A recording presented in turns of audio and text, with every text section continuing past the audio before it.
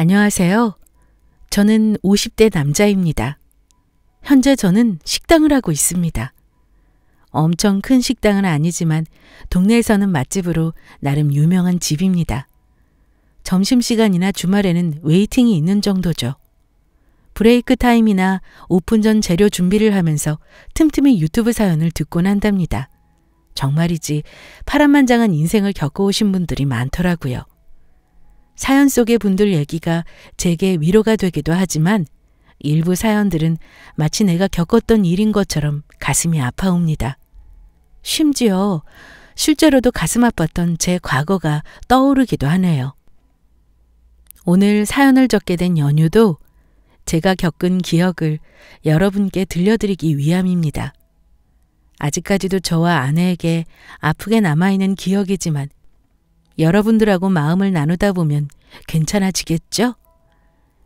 그래서 부끄럽지만 제 이야기를 해볼까 합니다. 제 이야기가 어떻게 들릴지 모르겠지만 재미있게 들어주세요. 그럼 지금부터 제 이야기를 시작하겠습니다. 우와, 성환이 오늘도 차 타고 왔나 봐. 얘들아, 이리 와봐. 성환이 도시락에 소시지 엄청 많아. 어린 시절 저는 친구들의 부러움을 한 몸에 받는 아이였어요. 제가 어려서부터 남다른 집에서 컸기 때문이죠. 왜냐고요? 꽤 유명한 중견기업 회장이 저희 아버지셨으니까요. 성환이 오늘 학교에서 배워온 거 정리해서 얘기해봐라. 네? 그게...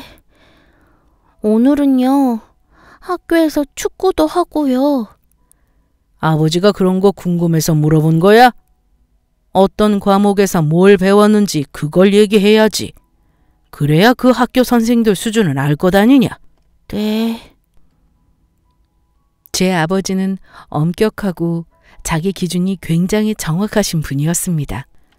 아버지는 제가 초등학교에 들어가기 전부터 기본 예절, 한자, 영어, 사회, 경제 등 제가 후견인이 되길 바라시면서 공부를 가르쳤어요. 공부하고 예의를 배우고 어떻게 하면 자기 의견을 사람들에게 영향력 있게 펼칠 수 있는지 배우는 이유.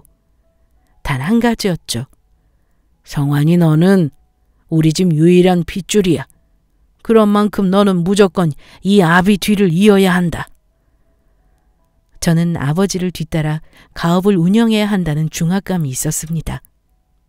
지금 생각해보면 그땐 아무것도 몰랐던 것 같군요.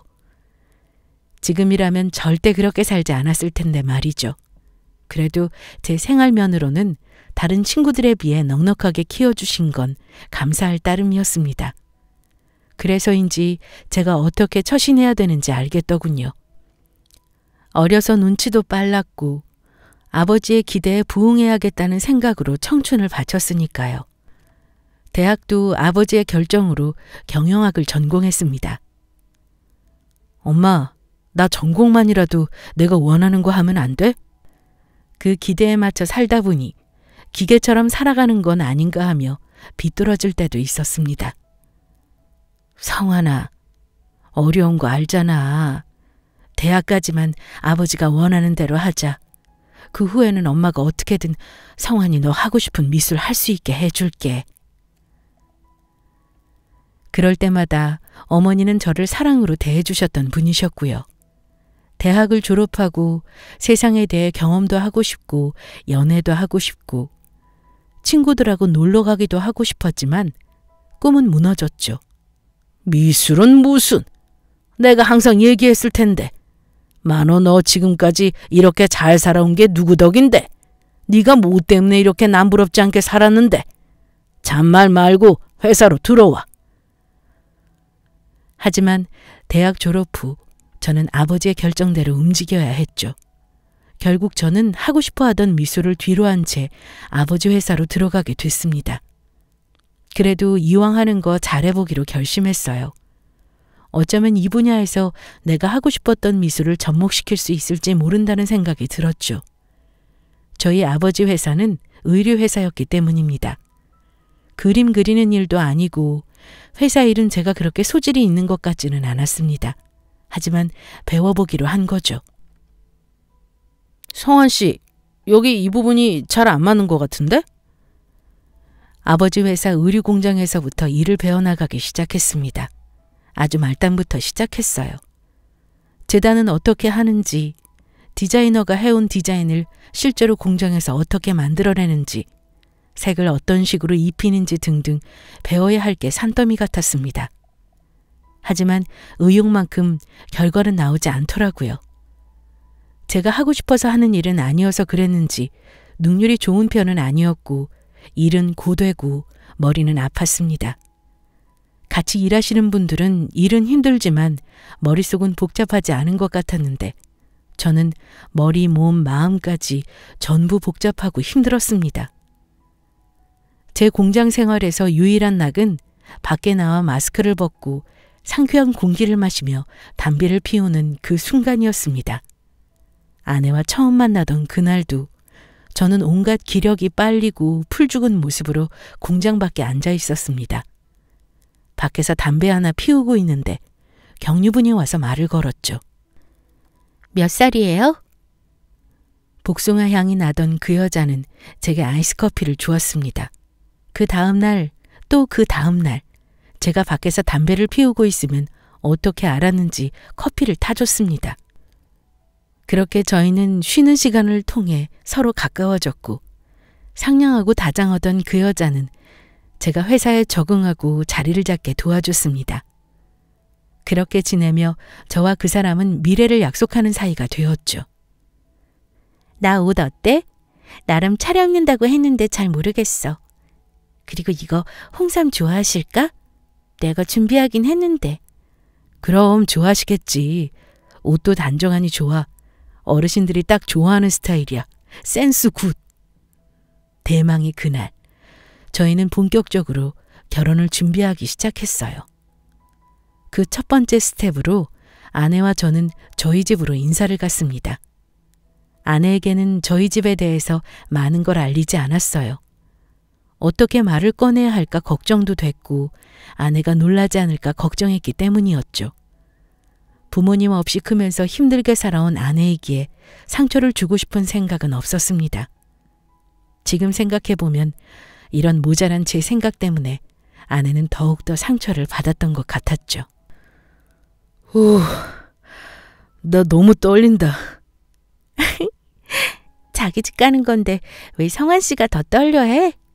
몰라. 괜히 떨리네. 저희 집으로 가는 길, 저와 아내는 희망에 부풀었습니다. 그럴 때 있잖아요. 왠지 모든 게 잘 될 것 같은 느낌. 하지만 저희 동네에 도착하고 저희 집을 향해 걸음을 뗄 때마다 아내는 많이 놀란 눈치였습니다. 제 가정사가 힘들어 공장에 일하다 운이 좋아서 본사로 발령받은 줄 알고 있었기 때문이었죠. 지금 생각해보면 큰 주택으로 들어가니 놀랄 수밖에 없다고 생각이 드네요. 성환 씨, 여기가 자기네 집이라고? 왜 얘기하지 않았어? 미안해. 어떤 식으로 말을 해야 될지 몰랐어. 말을 해줬어야지. 나 지금 바보 된 기분인 거 알아? 일단 왔으니까 인사는 제대로 드리자. 알았지? 미안해 정말. 어떡해. 내가 너무 별 볼 일 없다. 왜 그렇게 생각해? 내가 당신 아니었으면 그 회사에서 버틸 수나 있었겠어? 당신은 나를 이끌어준 대단한 사람이야. 그러니까 이상한 생각하지 마. 저희는 그렇게 약간은 무거운 분위기 속에서 집으로 들어갔습니다. 집에 들어서니 어머니가 저희를 맞이해 주셨죠. 어머니는 며느리 될 사람이 어떤 사람인지 궁금해하는 눈치셨습니다. 아버지는 걱정 어린 눈빛으로 바라보며 집 마당 멀리서 담배를 태우면서 서 계셨습니다.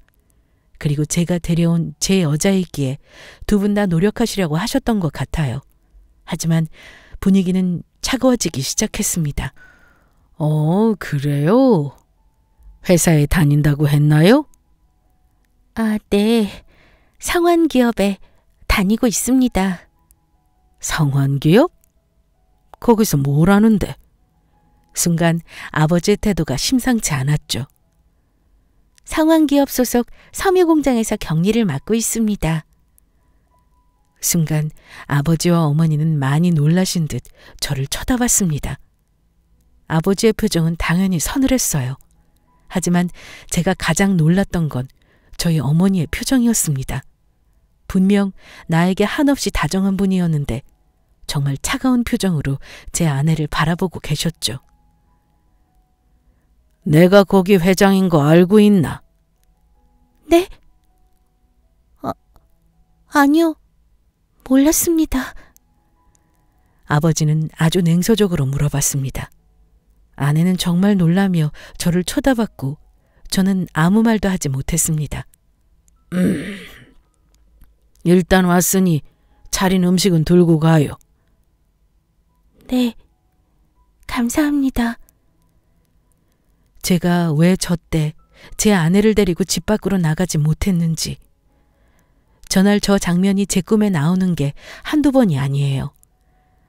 꿈에서 저는 아내 손을 붙잡고 나와 우리 둘이 살자며 함께 도망치는 꿈을 꿨죠. 당시에 제가 그랬어야 하는 건데 그게 계속 마음의 한으로 남아 있습니다. 저 당시에는 식사를 하면서도 먹는 둥 마는 둥 거의 아무 말 없이 식사를 했습니다. 정막만이 감도는 식사 자리였어요. 음식이 어디로 들어가는지 내가 뭘 먹고 있는 건지 모를 만큼 참 불편한 자리였습니다. 이게 지금 뭐 하는 거야? 성환 씨, 지금 나 데리고 장난쳐? 내가 얼마나 비참했는 줄 알아? 아무 말 없이 저희 집을 나온 아내는 저에게 화를 내기 시작했습니다. 당연히 화를 낼 만했죠. 저는 아내의 화를 말없이 받아들였습니다. 그저 내가 죄인이다라는 마음으로 말이에요. 빈말이 아니라 진심으로 아내에게 미안했습니다. 내가 저 여자를 비참하게 만든 게 맞구나 라는 생각이 들었죠. 어떡할 거야? 나 성환 씨랑 결혼 못해. 아까 성환 씨 부모님 표정 봤어? 두 분 다 내가 못마땅하셔서 나한테 눈길 한 번 안 주시고. 우리 결혼 못해. 내가 장담해. 아니야. 무슨 그런 소리를 해. 내가 너랑 왜 헤어져? 그런 말 하지 마. 만약에 반대해도 나는 너랑 살 거야. 그러니까 헤어진다 어쩐다 그런 말 하지 마. 알았어? 아내에게 큰 소리치긴 했지만 저도 막막했어요. 사실 아버지와 어머니는 다른 기업 자녀들과 선을 봐서 결혼하기를 바라셨습니다. 사업에도 도움되기도 하고 아버지와 어머니가 그린 그림에 걸맞기도 했으니까요. 하지만 저는 제가 사랑하는 사람과 결혼을 하고 싶었습니다. 그리고 저희 아내가 없었다면 전 그 회사를 포기했을 수도 있었죠. 아내는 저에게 은인이었습니다. 엄마, 제발 나 좀 도와줘요. 저 그 사람 없으면 못 살아요. 성환이 너 진짜 엄마 알아눕는 거 보고 싶어서 그러는 거야? 대체 너 왜 이렇게 됐어? 내가 무슨 죄 짓는 것도 아니고 아버지랑 엄마야말로 왜 그러는 건데? 평생 아버지랑 엄마 뜻대로 움직여줬으면 된 거 아니야? 결혼 하나도 내 마음대로 못하냐고. 엄마 말이라면 그렇게 잘 듣던 애가 여자 하나 때문에 왜 이러냐고. 너 아버지 쓰러지시는 꼴 볼 거야? 어머니 아버지를 붙잡고 울며 불며 난리를 쳐보기도 했고 일주일 넘게 굶어가며 단식 투쟁을 했건만 저희 부모님 역시 좀처럼 뜻을 굽히지 않으셨죠. 저와 아내 둘 다 기억 없는 소식에 점점 지쳐가고 있었습니다. 어떡하지? 나 너무 당황스러워. 걱정하지 마. 내가 어떻게든 책임질게. 그때 저희에게 소중한 생명이 찾아왔어요. 지금 생각해봐도 저희 부부를 끈끈하게 이어준 아주 소중한 존재였죠. 이 사람 뱃속에 제 아이까지 있어요. 저희 절대 못 헤어집니다. 뭐야? 아이고 여보, 저 자식 저거 지금 뭐라고 하는 거야? 어? 어머니 아버지가 반대하셔도 어쩔 수 없어요. 저 아진이랑 결혼할 겁니다. 어머, 여보, 여보! 저희의 갑작스런 임신 소식에 부모님은 몇 날 며칠을 알아놓으셨어요. 하지만 그것도 잠시. 자식이기는 부모 없다고 결국 저희 부모님은 저희 부부의 결혼을 허락하셨습니다. 큰 산을 넘은 만큼 더 이상의 고비는 없을 거라고 생각했어요. 하지만 그건 저 혼자만의 착각이었죠. 아진아, 당신 얼굴이 왜 이렇게 안 좋아? 가면 갈수록 더 야위는 것 같은데? 아니야. 입덧 때문에 그래. 오늘도 퇴근 늦게 하지. 결혼 후 얼마 지나지 않아 아내는 가면 갈수록 더 야위어지기 시작했어요. 입덧 때문이라고 하였지만 걱정이 될 만큼 야위어갔죠. 예, 이거 너희 안사람 챙겨줘라. 산모한테 좋다네. 아, 그래요? 이게 뭔데요? 뭐긴 산모 몸에 좋은 거 이것저것 약재 넣어서 달인 거야. 왜? 엄마가 네 식구한테 못 먹을 거 줬을까 봐 그러는 거야? 에이, 엄마도 무슨 말을 그렇게 해요. 아니야, 그렇게 생각한 적 없어. 감사해요.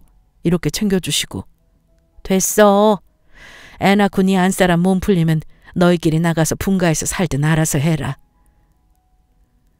그런 아내의 모습이 내심 신경이 쓰이셨는지 저희 어머니 역시 사모에게 좋은 보약이라며 약까지 다려다 주셨어요. 저희 부부는 아이를 낳고 아내가 산후조리하는 기간까지만 부모님 댁에서 함께 지내기로 했었죠. 말이 한 집이지 아래 1층 나뉘어져 있는 상황이라 크게 부딪히거나 하는 일은 없었습니다. 아니, 없는 줄 알았어요. 그날은 제가 야근을 마치고 늦게 집에 들어온 날이었습니다. 당시에 핸드폰도 없던 터라 퇴근을 하고 집에 들어와서야 아내와 대화를 할 수 있었죠. 출근하는 제게 딸기가 먹고 싶다고 했던 아내가 생각나 한 손에는 딸기 한 봉지를 들고 살금살금 방으로 올라갔어요. 딸기를 보고 환하게 웃어 보일 아내 얼굴을 생각하면서 말입니다. 여보, 여보 나왔어. 당신 자? 혹시나 1층에 들릴까 소곤거리며 누워있는 아내를 깨웠는데 아내는 미동도 없었어요. 여보, 당신 자는 거야? 딸기 사왔는데 딸기 좀 먹어봐. 여보, 나 배가 너무 아파. 살며시 들춘 이불 안에는 식은땀을 뻘뻘 흘리는 아내가 누워 있었습니다. 잔뜩 웅크린 채 말이에요. 여보, 당신 괜찮아? 당장 병원 가자. 지체할 필요도 없었죠. 저는 아내를 들쳐업고 당장 병원으로 향했습니다. 아내와 뱃속의 아이가 너무 걱정되었던 저는 병원으로 어떻게 운전을 해서 갔는지 기억이 나지 않았죠. 다행히 뱃속의 아이와 제 아내는 무사했습니다. 당시에 병원에 있는 친구 녀석은 잠들어 있는 아내를 바라보다 제게 슬며시 이야기를 꺼냈어요. 혹시 말이야, 재수씨 뭐 약 같은 거 드신 거 아니야? 뭐 임마? 그게 무슨 소리야 대체? 친구 녀석은 제게 생뚱맞은 이야기를 했죠. 아무리 봐도 혈액검사상 억지로 먹지 않은 이상 검출될 수 없다는 성분이 나왔다는 것이었습니다. 당시에 아내나 저나 뱃속의 아이를 생각해서 감기약 하나조차 쉽게 먹지 않았는데 그런 소견을 들으니 의아할 따름이었죠. 그때 제 머릿속으로 하나 스쳐가는 것이 있었습니다. 네, 여러분들의 머릿속에도 스쳐갔으려나요? 바로 저희 어머니가 아내를 위해 지어왔다는 한약이 떠올랐습니다. 당신 어디가? 잠깐 일 좀 보러. 아진아, 아기랑 당신 둘 다 무사하다니까 걱정 말고 푹 쉬고 있어. 나도 같이 가면 안 돼? 그 몸으로 어딜 나가. 금방 올 테니까 내가 아까 얘기한 대로 이 집 식구들이 주는 거 받지 말고 먹지도 말고 있어. 내가 방에 둔 것만 그것만 일단 먹고, 알았지? 갔다 오는 대로 우리 따로 지낼 집 내가 구할게. 우리 나가서 살자. 빨리 와야 해. 그날따라 아내는 몸이 안 좋아서인지 무엇 때문인지 밖으로 나가려는 저를 계속 붙잡았습니다. 나가지 말고 아내 옆에 있을 걸. 아니 차라리 그날 바로 여관방이라도 구해서 둘이 나가 살 집을 구할 걸. 저 날이 제 인생에서 가장 후회되는 날이 되리라고는 상상도 하지 못했습니다. 어떤 일이 벌어질지 아무것도 모른 채 저는 집을 나섰어요. 다른 식구들 모르게 어머니가 아내를 위해 약을 지어온 그 한의원을 찾아갔습니다. 아이고, 성환이 아니야? 웬일이야, 연락도 없이. 그곳은 저희 가족 모두가 다니는 한의원이었죠. 꼬마 시절부터 봐왔던 의사 선생님은 제게 큰아빠나 다름없었습니다. 그곳에 들어서는 순간까지도 제발 설마 아니겠지라는 마음이 간절했죠. 저는 두말하지 않고 어머니가 아내에게 먹였던 그 한약을 들이밀며 어머니가 아내에게 먹인 게 그게 대체 무엇이냐고 물어봤습니다. 무슨 약이긴. 당연히 산모랑 뱃속의 아이한테 좋은 약이지. 아이고, 내가 더 얘기를 나누고 싶은데 대기 환자가 많아서 말이야. 제가 알던 그분이 아닌 것 같다는 느낌이었어요. 이질감이 들었다고 해야 할까요? 저를 자꾸 피하는 느낌이 들었죠. 오늘 새벽에 저희 아내가 아파서 병원에 갔었어요. 다행히 아내랑 아이는 무사한데 병원 의사 말로는 아내가 뭘 잘못 먹은 것 같다던데 아무리 생각해도 아내가 알고서 그런 걸 먹을 리는 없잖아요? 선생님, 저 꼬마 때부터 선생님한테 진료받으면서 컸어요. 제가 가족처럼 생각하는 거 아시죠? 그러니까 제발 솔직히 말씀해 주세요. 제 말을 들은 그 의사는 식은땀을 삐질삐질 흘리며 한숨을 내쉬었습니다. 그러다 이내 걱정 어린 눈으로 제가 물었죠.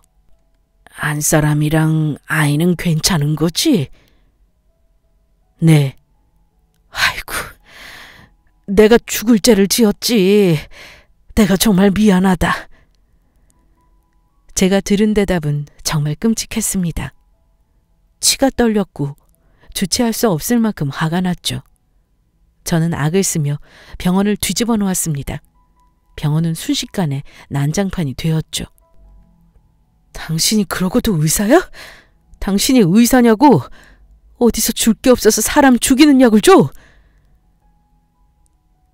저희 어머니가 아내에게 준 그 약은 산모에게 좋은 약이 아니었어요. 아이와 산모를 위험하게 만드는 약이었죠.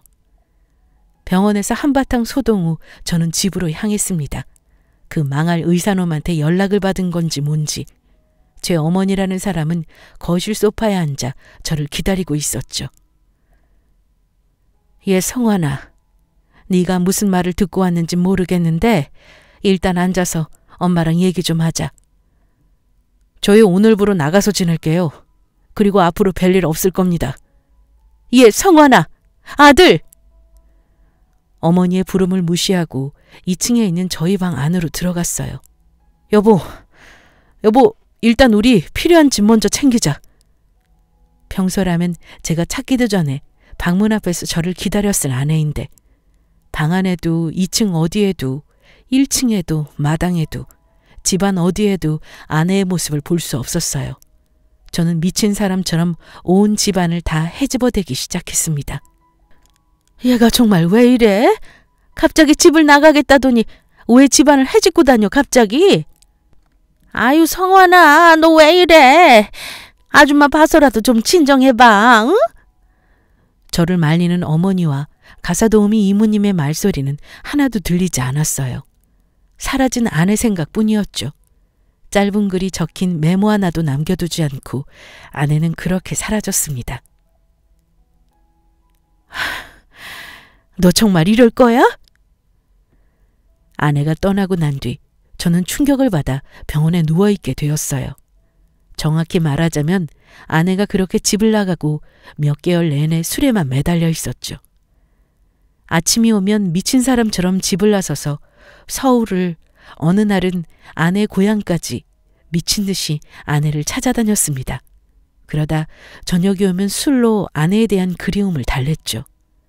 부모님은 그냥 두었다가는 제가 죽을지도 모른다는 생각에 저를 병원에 입원시켰습니다.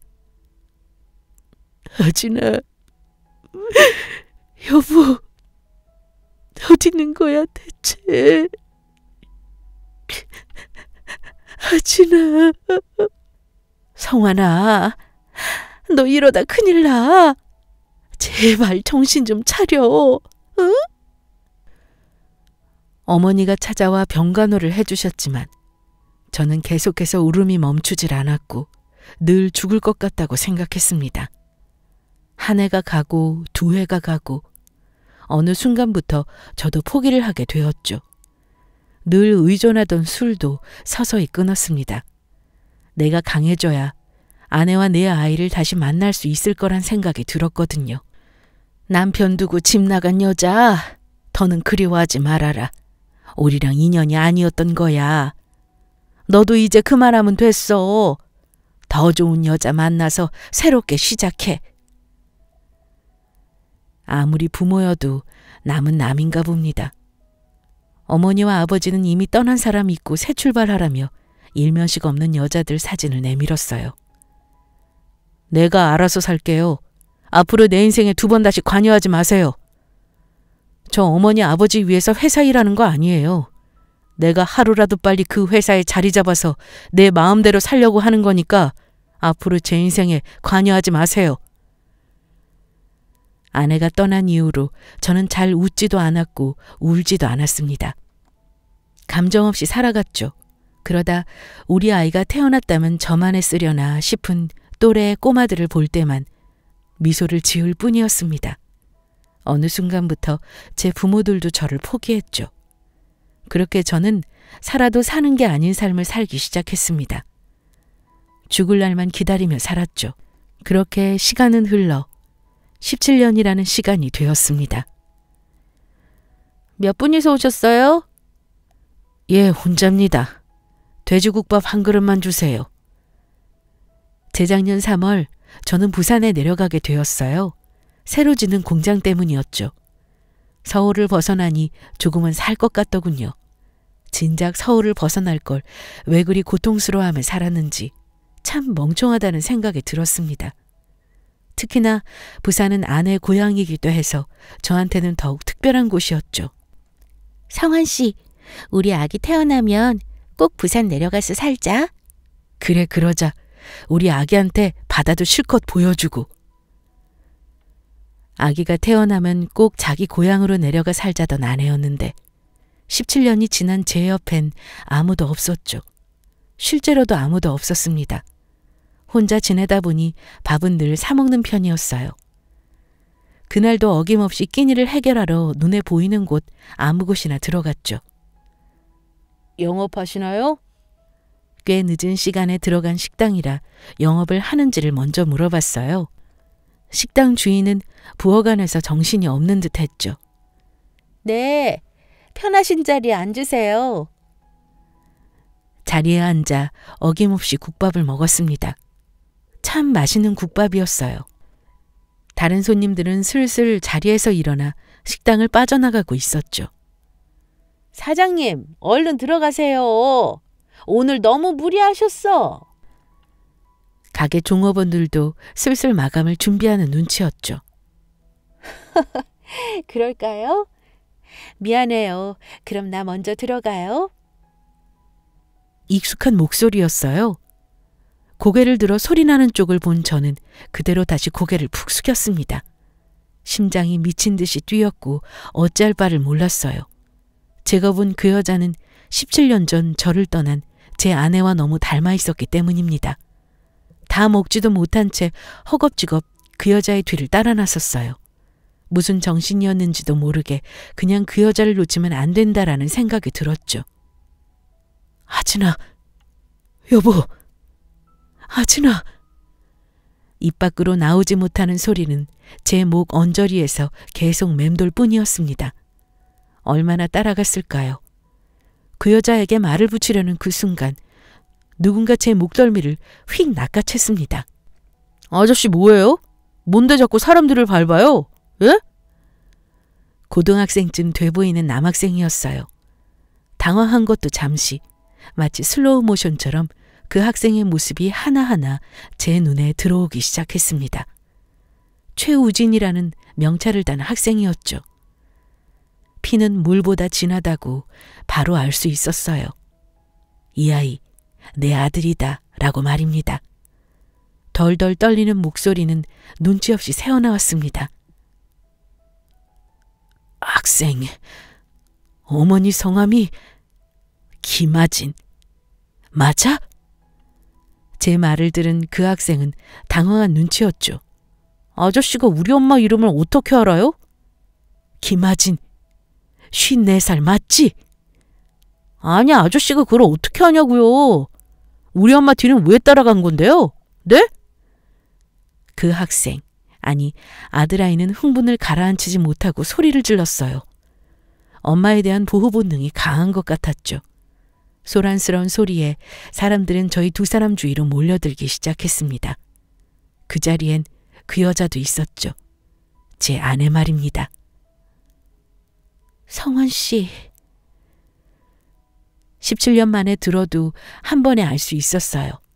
내 아내의 목소리라는 걸 말입니다. 엄마, 이 아저씨 알아? 아니, 이 아저씨가 자꾸 엄마 뒤를 따라가는 거야. 아들 녀석은 아내가 운영하는 가게 마감 시간에 맞춰 항상 그리로 하교를 한 모양이었습니다.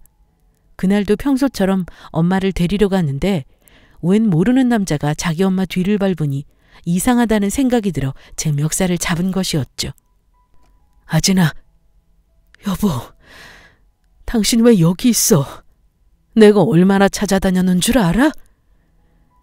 아내를 발견한 저는 다리에 힘이 풀려 그대로 주저앉고 말았어요. 인근 가게들도 문을 닫은 터라 아내와 아들아이의 부축을 받아 아내의 집으로 향했죠. 현관을 들어서자마자 아내가 주는 특유의 포근함이 집안 가득 새어나왔어요. 그간의 긴장감이 사르르 녹는 느낌이었습니다. 아들아이는 방에 들어가 있고 저와 아내 두 사람은 식탁에 마주 앉아 한참 동안 서로를 바라보았어요. 아무 말 없이 말입니다. 당신은 그대로네. 여전히 멋있다. 한참의 침묵을 먼저 깬 건 아내였어요. 아내는 예전과 같은 포근한 미소를 지어 보이며 제게 말을 건넸죠. 아내의 그 음성에 어린아이처럼 눈물이 쏟아져 나왔습니다. 왜 당신 혼자 그렇게 갔어? 혼자서 애를 어떻게 키웠어? 당신 혼자. 미안해. 어쩔 수가 없었어. 나랑 같이 갔어야지. 내가 당신 얼마나 보고 싶었는 줄 알아? 아니면 잘 지낸다는 연락이라도 해주지. 나는 당신이 어떻게 된 줄 알고 내가 얼마나 무서웠는데. 나도 당신 정말 많이 보고 싶었어, 여보. 아내와 저는 한참 동안 서로의 손을 꼭 마주 잡은 채 눈물만 흘렸습니다. 시간이 얼마나 지났을까요? 아내는 힘겹게 집을 떠나던 그날의 이야기를 해주었습니다. 나한테 선택하라고 하셨었어. 당신이랑 아이 둘 중에 한 명만 선택하라고. 그렇지 않으면 쥐도 새도 모르게 납치를 해서라도 뱃속의 악에 없애고 당신이랑 헤어지게 만들 거라고. 아내에게서 듣게 된 그 이야기는 정말 충격적이었어요. 아내는 저의 어머니의 압박에 못 이겨 집을 나간 것이었습니다.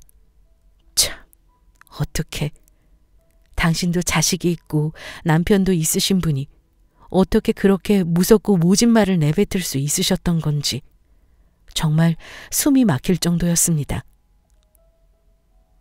당신이 회사 출근하고 집에 오기 전까지 나는 그 집에 있는 게 정말 괴로웠어.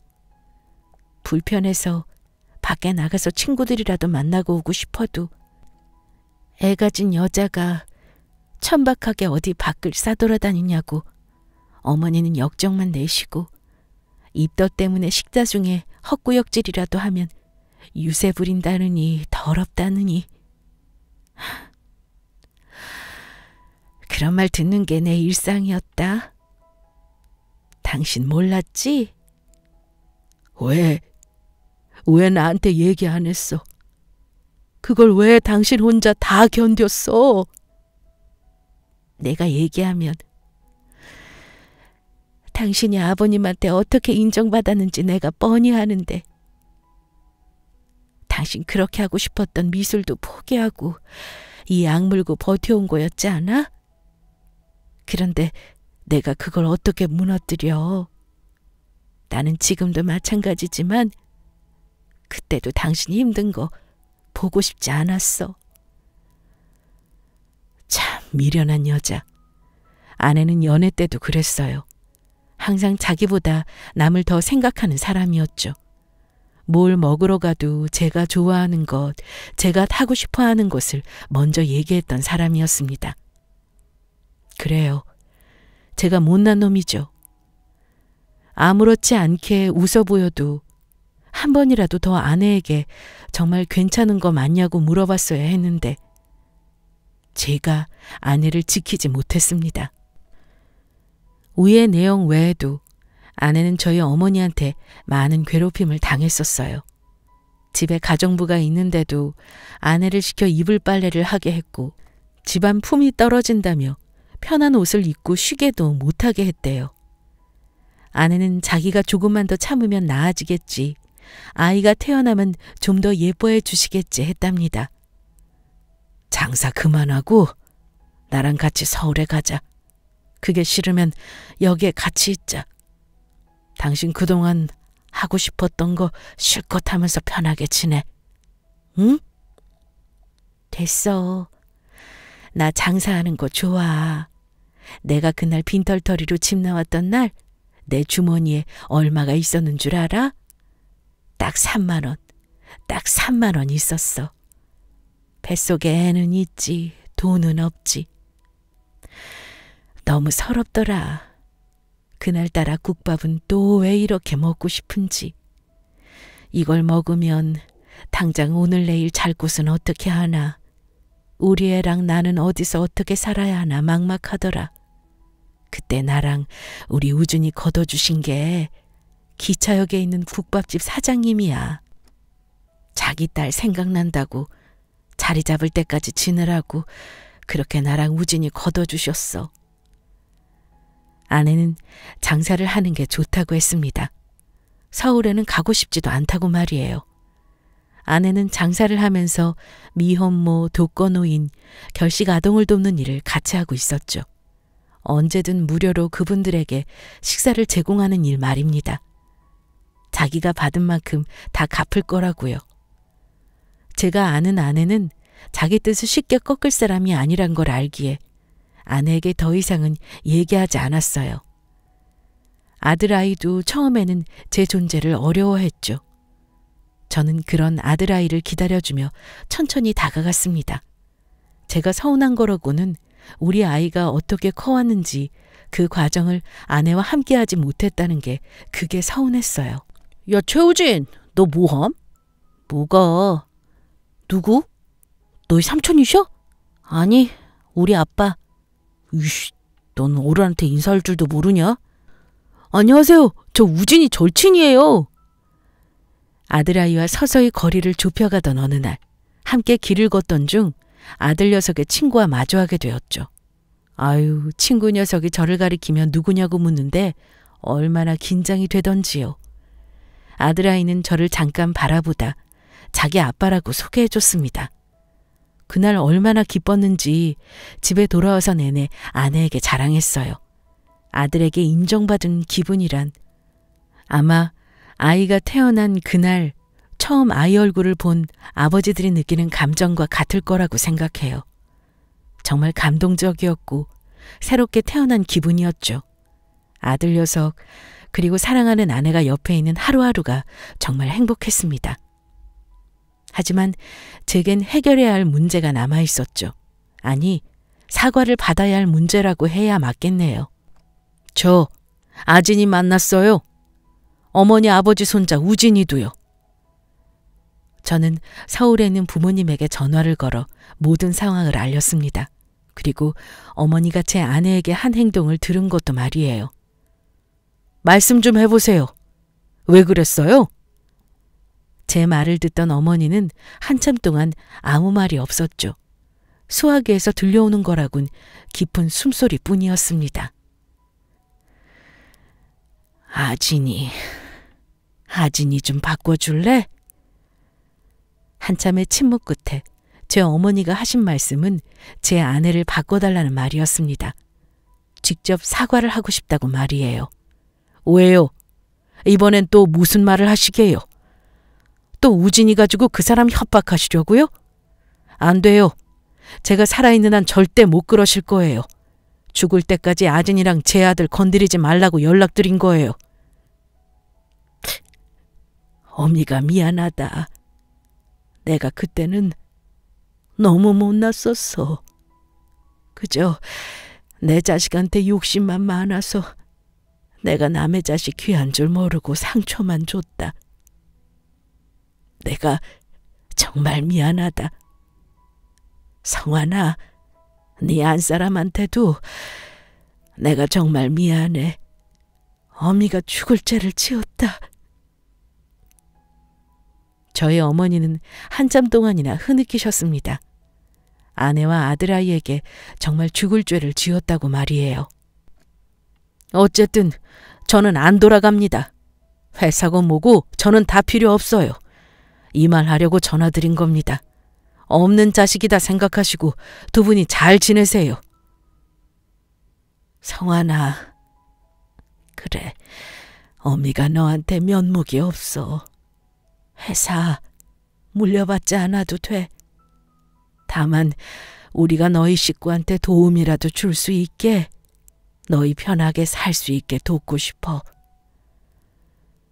저희 부모님은 힘들게 장사하지 말고 서울로 올라와서 편하게 지내라고 하셨습니다. 당신들이 지은 죄에 어떻게든 갚고 싶다고 말이에요. 아내는 지금이 좋다고 했어요. 아내가 좋다면 저는 두말할 것 없이 좋았기에 부모님의 제안을 거절했습니다. 회사도 물려받고 싶지 않고 서울로 돌아갈 일도 없을 거라고 말이에요.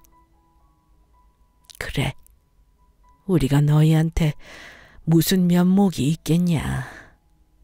정말 미안하구나. 그때 제 아내가 제게서 전화를 빼앗아 들었습니다. 올 것이 왔구나 싶었죠. 저예요.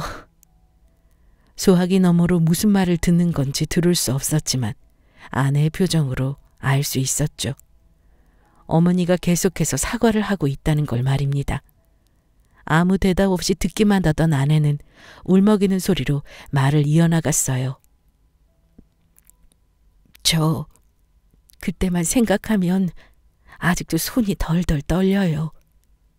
그런데 제가 우리 우진이 낳아보니까 그때 어머니 아버님이 성환 씨를 얼마나 사랑했는지 조금은 이해가 되더라고요. 물론 저라면 우리 우진이가 좋아하는 사람한테 그렇게 안 했겠지만요. 당장은 뵙고 싶진 않아요. 그래도 내년에는 저희 가게에 국밥 드시러 오세요. 이만 끊을게요.